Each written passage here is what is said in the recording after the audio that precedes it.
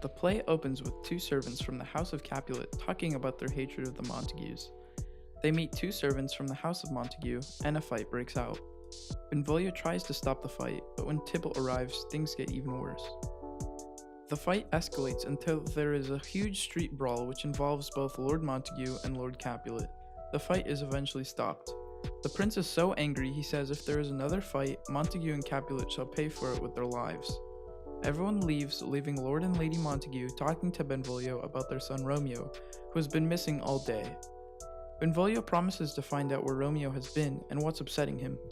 Romeo reveals to Benvolio that he is in love with Rosaline, but she doesn't love him in return. Paris visits Lord Capulet to ask Juliet's hand in marriage. Lord Capulet thinks Juliet is too young to marry, however he later encourages Paris to impress her at the ball at his house. Lord Capulet sends a messenger to invite other guests to the ball. The messenger bumps into Romeo and Benvolio, revealing that the ball is taking place and that Rosaline is one of the guests. Benvolio suggests that they go to the ball so Romeo can find someone else to fall in love with. Romeo agrees to go, not to find a new love, but to prove Rosaline is the prettiest. Lady Capulet is searching for her daughter, who is ready for the ball. Together with the nurse, she tries to convince Juliet that Paris is a good match in marriage, praising him. The nurse talks about a memory she has of Juliet when she was little, and is also keen for Juliet to marry Paris, and to be happy. Romeo, Mercutio, and Benvolio are on their way to the ball. Romeo is having second thoughts about going to the ball because he is feeling depressed about Rosaline. He then tells them that he had a dream. Eventually, Romeo agrees to go to the ball. The servants in the Capulet household are getting ready for the ball before Capulet welcomes all the guests. Tybalt sees Romeo and is offended by his presence at the ball. Lord Capulet stops him from confronting Romeo. Are you sure about that? While Romeo meets Juliet at the ball, and they kiss.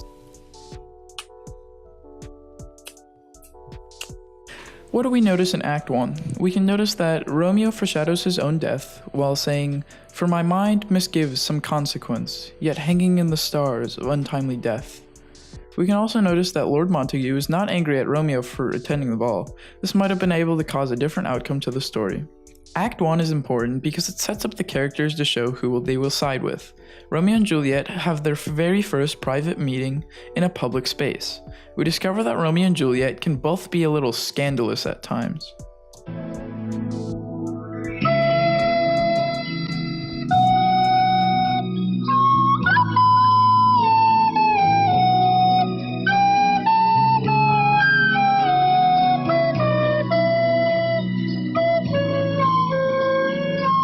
Romeo climbs over the orchard wall into the Capulet's garden. Mercutio and Benvolio try to find him but soon give up when he doesn't answer. Juliet appears at her window, sometimes a balcony, and Romeo watches her from below. Romeo listens as she talks about him and eventually speaks to her. They tell each other that they love each other. Whilst they are talking, the nurse calls Juliet from inside, which hurries their decision to meet the next day and get married.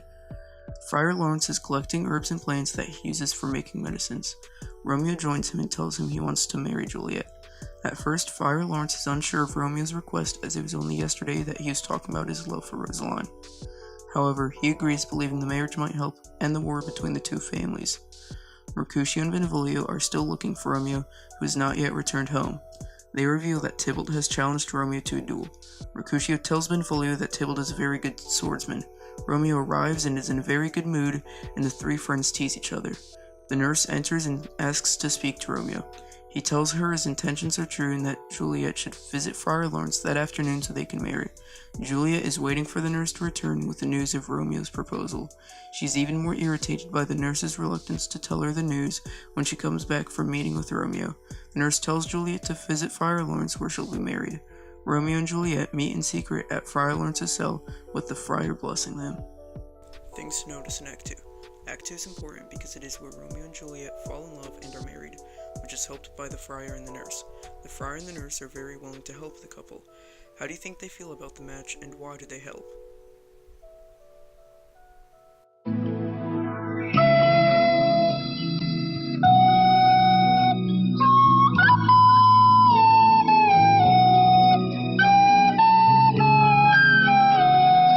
Act 3.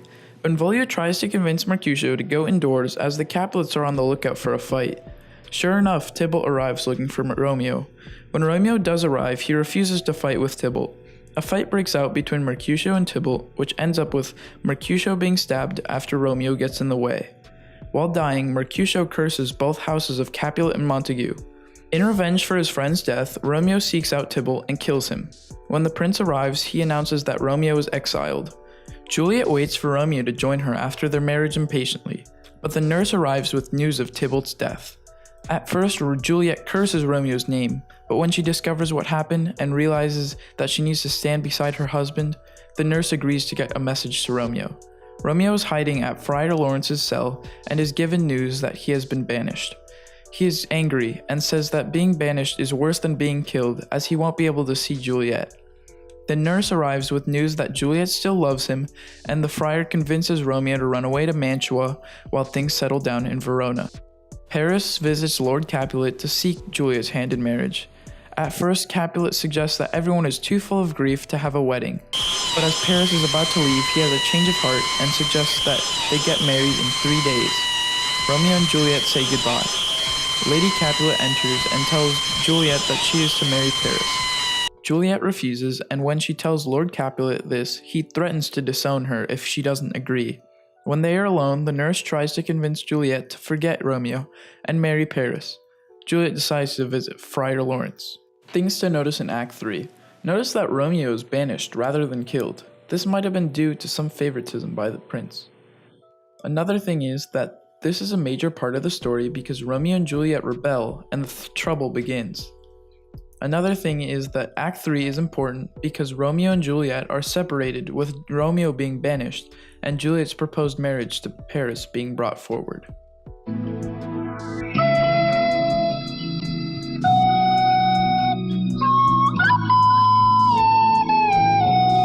Paris visits Friar Lawrence in order to plan his own wedding to Juliet.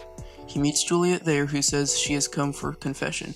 When Paris left, Juliet threatens to kill herself if the friar cannot help her.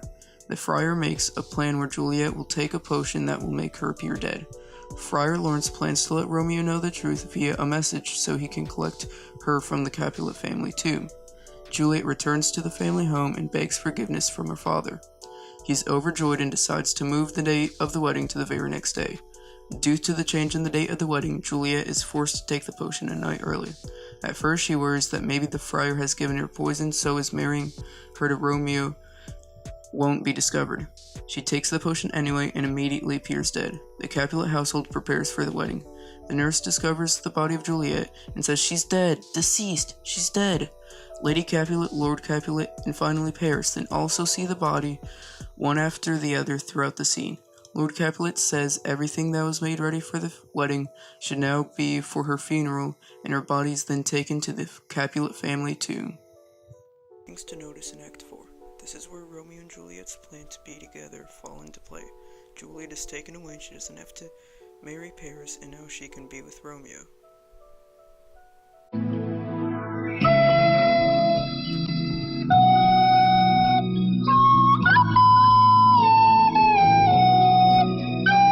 Act 5. Romeo discovers Juliet has died.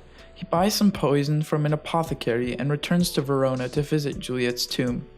Friar John reveals to Friar Lawrence that due to an outbreak of disease, he was stopped from leaving Verona. As a result, Romeo did not get the message letting him know that Juliet wasn't really dead. Friar Lawrence worries about what may happen as a result. He then quickly hurries to the Capulet tomb. Paris visits Juliet's body to mourn her death. He's disturbed by Romeo, they fight, and Romeo kills Paris, although he didn't realize who it was at the time. Romeo then goes to see Juliet's body and takes the poison and dies. Friar Lawrence finds Juliet just as she is waking up, but she refuses to come with him. A noise frightens the friar, and he leaves Juliet behind. She takes Romeo's dagger and commits "Not alive!" The prince arrives and discovers the dead bodies in the tomb, and the Capulets see Juliet with a knife wound. Finally, Lord Montague arrives and tells us that Lady Montague has died of grief. The friar returns to tell everyone what has happened. Capulet and Montague agree to the end of the feud that has taken so many lives. Some final thoughts are that do you agree that the friar is responsible for everything? This was also a bittersweet moment since the families stopped their feuds. This act is the conclusion and shows that even though Romeo and Juliet die, life carries on in Verona.